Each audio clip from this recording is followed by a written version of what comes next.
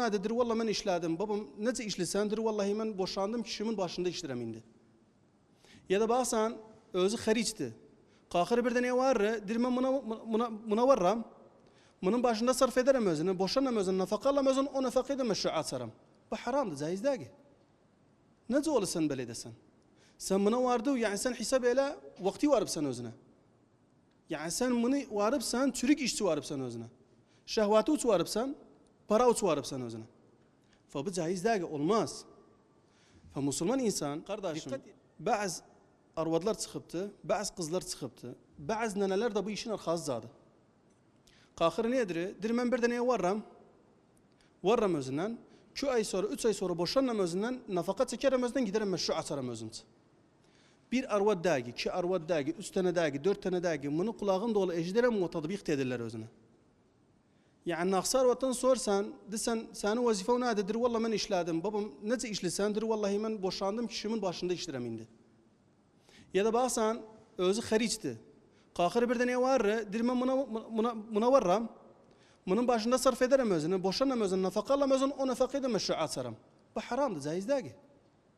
Nece olur sen böyle desen? Sen buna vardı yani sen hesap ele vakti varıp sen özüne. Yani sen bunu varıp sen çürük işçi varıp sen özüne.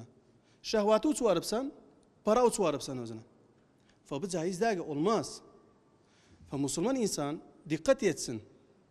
Bir tane geldiyse kızı istemeye, o kızı bak kime versen, o kızı da iyi takip ele. Bak hedefi nedir, bak maramı nedir. Müslüman insan gerekim dikkat etsin. Müştema içinde dağılıptı bu. Fakir de edirler özden. Bak sen dedim ben bunu ederim. Hatta para çekim özden. Bu olmaz, caiz değil. Aslında bizim şer'atta İmam Ali geldi, Peygamber aleyhissalatu vesselam'ın Fatma kızını aldı. 400 dirhem verdi özüne Peygamber sallallahu aleyhi ve sellem istedi özünden. Yok idi, dir'in Peygamber aleyhissalatu vesselam zaman etti ona kanşar. Peygamber aleyhissalatu vesselam ise arvad aldı, aynı şekilde alıptı özüne. Hiç düşünmediler ben bunu sonra nafaka çekerim özünden, para çekerim özünden, bu adamı zelil ederim, mahkemelerde çekittirem özüne, koyarım zelil olsun, mahami tutarım, 1-2 kat para allam özünden. Bunlar hepsi muhalefetti ve etmezsek özün daha iyiydi.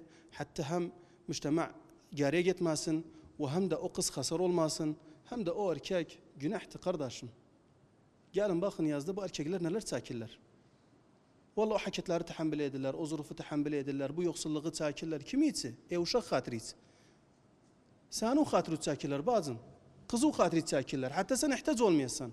Hatta sen yarın bir gün diyemiyorsan filan şeyim esükte evde. Müslüman insan dikkat etsin. Müslüman insan dikkat etsin. Her adım attığına, evine dikkat etsin.